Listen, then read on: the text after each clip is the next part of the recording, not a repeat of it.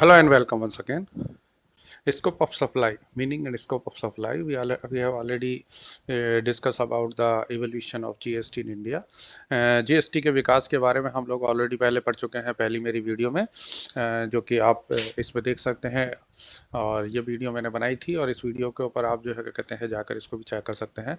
इसमें हमने पढ़ा था कि जीएसटी इंडिया में कैसे एवोल्यूट हुआ और जीएसटी किस तरीके से वर्क करता है, गवर्नमेंट सेक्टर में जीएसटी किस तरीके से वर्क करता है, प्राइवेट सेक्टर में किस तरीके से जीएसटी वर्क करता है, जीएसटी की क्या वो है अभी फिलहाल में। जैसे कि जीएसटी की जो है क्या कहते हैं पहले जो 5%, 12%, 18 और 28% हुआ करता था, अभी उसको बदल के सिर्फ दो स्लैब रह गई है, 5% और 18%। तो वो बाकी जो स्लैब्स थी वो सारी की सारी ख़त्म कर दी गई हैं और मिनिमाइज़ कर दिया गया है उसको, स्लैब्स को आसानी कर दिया गया है। इससे पहले जबकि मैंने जो वीडियो बनाई थी उसमें मैंने 4 स्लैब्स बताई थी डिफरेंट डिफरेंट, अब वो 2 रह गई हैं। लेकिन मैं इसी कड़ी में हमने पढ़ा आज समझने की कोशिश की थी कि किस तरीके से जो है कहते हैं गवर्नमेंट ऑर्गेनाइजेशन यानी स्पेशली रेलवेज में उसको हम किस तरीके से जब भी कोई सब बिल पास करते हैं तो उसकी फ्लैगिंग करते हैं, ताकि हमें उसके अगेंस्ट में आईटीसी अवेल कर पाएंगे या नहीं कर पाएंगे, आईटीसी अवेल होगा या नहीं होगा, उसके बारे में हमें पता चलता है। तो इस तरीके से हमने समझने का प्रयास किया था कि रेलवे पर जीएसटी किस तरीके से लागू होता है, जीएसटी के किस किस रेलवे की सर्विसेज पे जीएसटी लागू होता है। आज हम समझने का प्रयास करेंगे scope of supply, meaning and scope of supply. Supply of goods or services shall include all forms of supply of goods or services, including sale, transfer, barter, exchange, license, rental, lease or disposal, and importation of service. Importation of goods not included in this scope. Scope of supply means हमने जो भी चीज़ इधर cell करते हो, बेचते हो, transfer करते हो या एक्सचेंज में करते हो, या हम जो है लाइसेंस में देते हो या रेंटल करते हो या लीज करते हो या डिस्पोज करते हो या कोई भी सर्विस हम इंपोर्ट करते हैं बाहर से, उस सभी जो है वो स्कोप ऑफ सप्लाई में काउंट होता है। Supply by unregistered person to registered person, reverse charge provisions to be applicable. अगर किसी अनरजिस्टर्ड पर्सन ने किसी रजिस्टर्ड पर्सन को किया है तो रजिस्टर्ड पर्सन उस पर जीएसटी पे करेगा। Supply shall include supply as per schedule 1 made without consideration including supply between principal and agent, यानी दो के बीच की गई सप्लाई, किसी भी तरह की जो सप्लाई है उसके बारे में। अगर आपने मेरी वीडियो को अभी तक लाइक नहीं किया और मेरे चैनल को अभी तक सब्सक्राइब नहीं किया तो सब्सक्राइब कीजिए। ZARASS जरा सा solution, a track of learning. Let's continue the elements of supply under GST. क्या क्या चीज़ें ऐसी हैं जो जीएसटी में सप्लाई मानी जाती हैं। जैसे nature of supply, supply shall be goods and service, goods की हो सकती है या सर्विसेज की हो सकती है। Agreement, supply should be made और एग्रीड टू बी मेड, कोई उसके बीच में एग्रीमेंट हुआ होना चाहिए। Consideration, supply should be for consideration but also includes without consideration, consideration और विदाउट कंसीडरेशन। शेड्यूल 1 में विदाउट कंसीडरेशन आएंगे, अदरवाइज शेड्यूल जो है कहते हैं विद कंसीडरेशन आएंगी। शेड्यूल 2 एक्टिविटीज, एक्टिविटीज रेफर्ड से schedule 2 shall be treated as supply. Person, supply should be made by person, किसी व्यक्ति के द्वारा की जानी चाहिए। Business purpose, supply should be made in the course of और फर्दर रेंस ऑफ बिजनेस, यानी आगे बिजनेस को बढ़ाने के लिए, यानी बिजनेस में आगे ले जाने के लिए उस सर्विस और गुड्स को, या फिर जो है क्या कहते हैं एंड कस्टमर तक पहुंचाने के लिए। Service import, supply shall include importation of service for a consideration whether in the course of और फर्दरेंस ऑफ द बिजनेस और नॉट, बिजनेस के लिए या अपने आप के लिए कैसी भी सप्लाई होगी दैट भी इंक्लूड होगी। यानी elements of supply is necessary matters to be treated as supply. कौन सी चीजें ऐसी हैं जो कि सप्लाई मानी जाती है विदाउट कंसिडरेशन। शेड्यूल 1 में business assets, permanent transfer, disposal of business assets where input tax credit has been availed on such assets. Principal agent relationship, supply of goods by a principal to his agent where the agent undertake to supply such goods on behalf of the principal, or by an agent to his principal where the agent undertakes to receive such goods on behalf of the principal। तो business assets हो गई और principal agent relationship में हो गई। Related person कौन सा, supply वो गुड्स और सर्विस बिटवीन रिलेटेड पर्सन और between distinct person in course of furtherance of the business, आगे बढ़ाने के लिए, बिजनेस को आगे ले जाने के लिए। Gift not exceeding rupees 50,000 in value in a financial year by an employer to an employee shall not be treated as supply of goods or services। और बहुत कोई गिफ्ट होगा वो सप्लाई में नहीं माना जाएगा। import from related persons, importation of service by taxable person from a related person or from any of his other establishment outside India, विदेशों से, in the course of furtherance of business, यानी business में आगे उस service को ले जाने के लिए। Activities to be treated as supply in Schedule B. Supply of goods in Schedule B. Title transfer, कोई transfer of titles in goods. Future goods, transfer of future goods, it is property. Therein will pass to the future date. Business assets, transfer, disposal of business assets with or without consideration. Debt recovery, sale of business assets by any other person to recover debt. Seizing business, goods forming part of business assets on seizing to a taxable person. Association supply, supply of goods by an unincorporated association to its members. That means activities to be treated as a supply of goods, schedule to के अंतर्गत title transfer, future of goods, business asset, debt recoveries, seizing businesses or association supplies.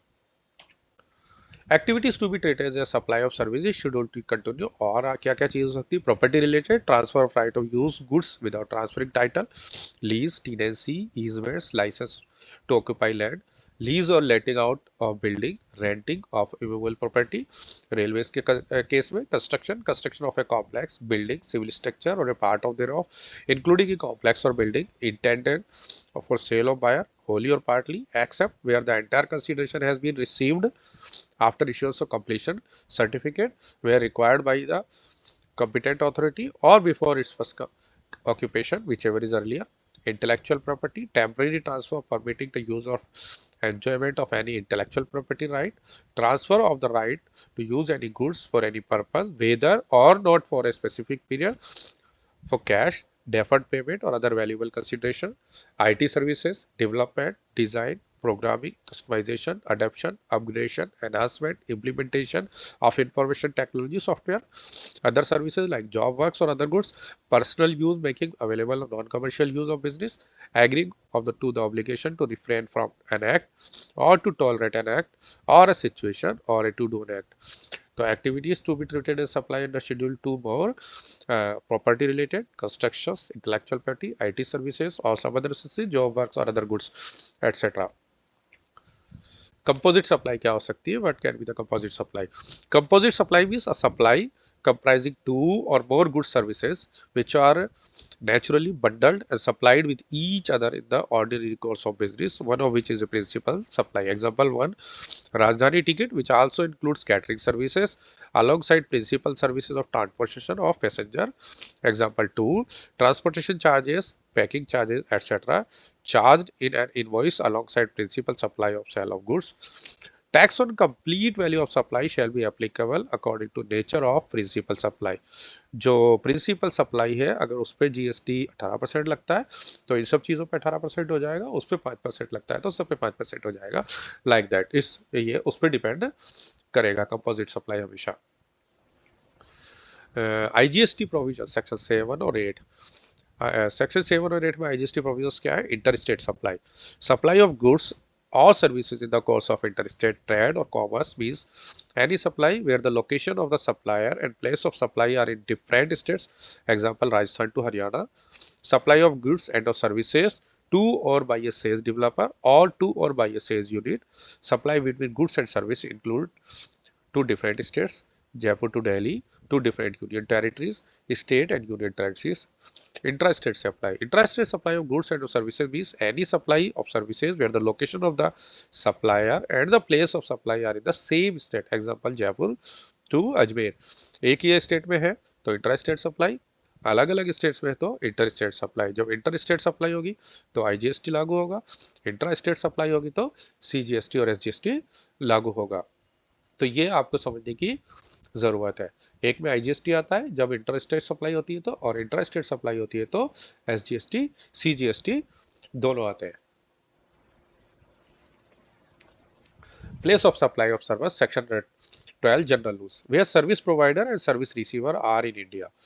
अगर registered profession है तो place of supply location of recipient यानी registered person का जिसने receive किया वो, any person other than registered person, location of recipient where address on record exist.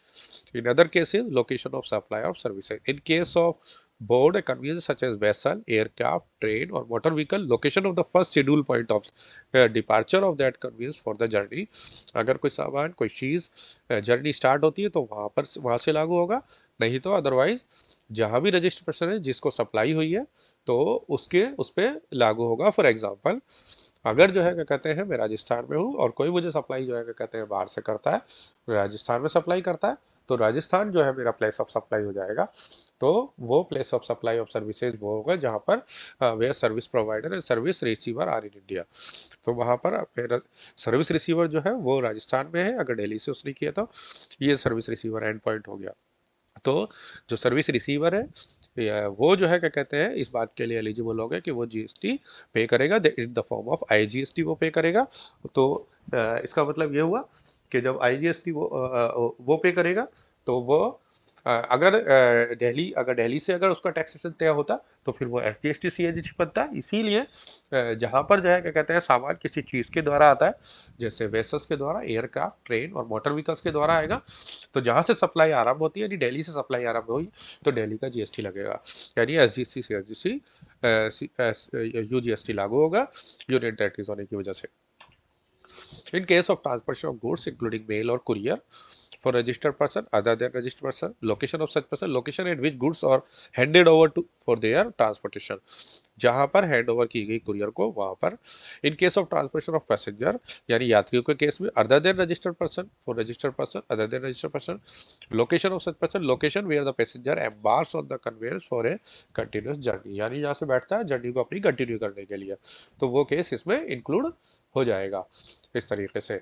तो ये हमने यहाँ पर समझने का प्रयास किया कि सप्लाई क्या है और सप्लाई किसको माना जाता है और प्लेस ऑफ सप्लाई क्या चीज़ होती है, इसको हमने यहाँ समझने का प्रयास किया। अर्लियर हमने समझने का प्रयास किया था जीएसटी को, इवोल्यूशन उसका, रेलवे में वो किस तरीके से, गवर्नमेंट सेक्टर में किस तरीके से अलग होता है, specially in case of railway हमने समझने का प्रयास किया था, हमने उसकी फ्लैगिंग को समझने का प्रयास किया था, और हमने यहाँ प्लेस ऑफ सप्लाई और सप्लाई को समझने का प्रयास किया कि supply of goods, supply of services क्या है।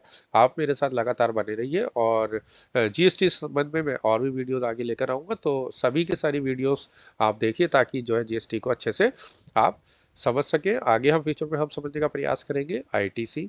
मेरे चैनल को सब्सक्राइब कीजिए, ZARASS जरा सॉल्यूशंस ट्रैक ऑफ लर्निंग। मेरे वीडियो को देखने के लिए धन्यवाद। Thank you so much.